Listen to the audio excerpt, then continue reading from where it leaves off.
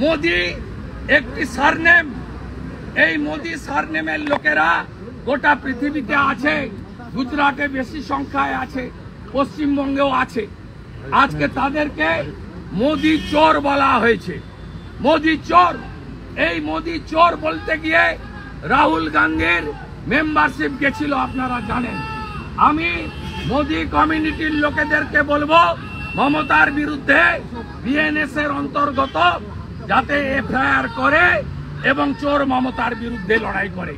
চাকরি চোর মমতা, চাকরি চোর মমতা। না, মোদি বাবুকে চোর বলা হয়তো উচিত হয়নি। উনি যেহেতু প্রধানমন্ত্রী, ওনাকে সম্মান জানিয়ে ওনাকে তস্কর বলা উচিত ছিল। নরেন্দ্র মোদী তস্কর, কারণ উনি ভোট চুরি করে ভোটে ক্ষমতায় এসছেন। নরেন্দ্র মোদী তস্কর, কারণ উনি ভোট চুরি করে দেশের প্রধানমন্ত্রী হয়েছেন। নির্বাচন কমিশন এখন অবধি একটা প্রশ্নের উত্তর দিতে পারেনি, কিভাবে ইলেকশন কমিশনকে কাজে লাগিয়ে বেনারস লোকসভার কেন্দ্রের ফলাফল কিভাবে 1.5 ঘন্টার মধ্যে বদলে গিয়েছিল। নরেন্দ্র মোদী ভোট চোর। এটা একটা দালাল, এই স্পিকারটা তৃণমূলের দালাল, মমতার কথায় চলে। ওর মেরুদণ্ডটা খুলে ও মমতার বাড়িতে কালীঘাটে রেখে দিয়েছে। 6 মাস আছে, এরপরে ওর অবস্থা করবো। ওকে বারুইপুরে হারাবো, বারুইপুরে ওকে হারাবো, এখনই বলে গেলাম। বিজেপির তরফ থেকে বিজেপি লিডার অফ অপোজিশন মেরুদণ্ডটা পাশের বাড়ির কাকুকে যখন বাবা বলে ডেকেছিল, খবরের কাগজে মুড়ি যখন টাকা নিয়েছিল, তারপর পাশের বাড়ি কাকুকে হঠাৎ করে যখন বাবা বলে ডেকেছে, তখন মেরুদণ্ডটা কোথায় রেখেছিল? শান্তিকুঞ্জ থেকে মেরুদণ্ডটা নিয়ে গুজরাটে গিয়ে জমা দিয়েছিল। আগে সেই প্রশ্নের উত্তর দেবে, তারপর বড় বড় কথা বলবে। এই মহিলা সব সর্বনাশ করে দিয়ে গেল এবং ডক্টর সর্বপল্লী রাধাকৃষ্ণন এবং শিক্ষক দিবসের ডেটটাও বদল করেছে খালা মমতা ব্যানার্জি। শিক্ষক দিবসের তারিখ বদলে দিয়েছে আমি তো জানি না।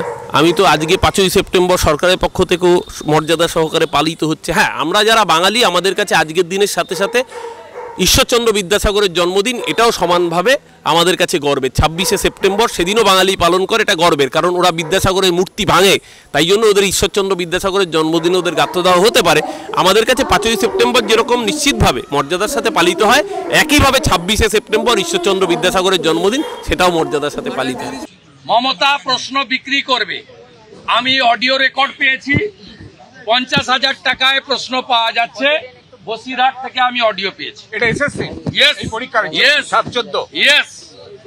আমরা ও জানে ওএমআর এ হাত দিতে পারবে না। চোর মমতা প্রশ্ন বিক্রি করবে, তার ভাইপো মাল তুলবে। সুজয় কৃষ্ণ ভদ্ররা ছিল, জীবন সাহারা ছিল, এবার আরো কিছু নতুন এজেন্ট দিয়ে করবে।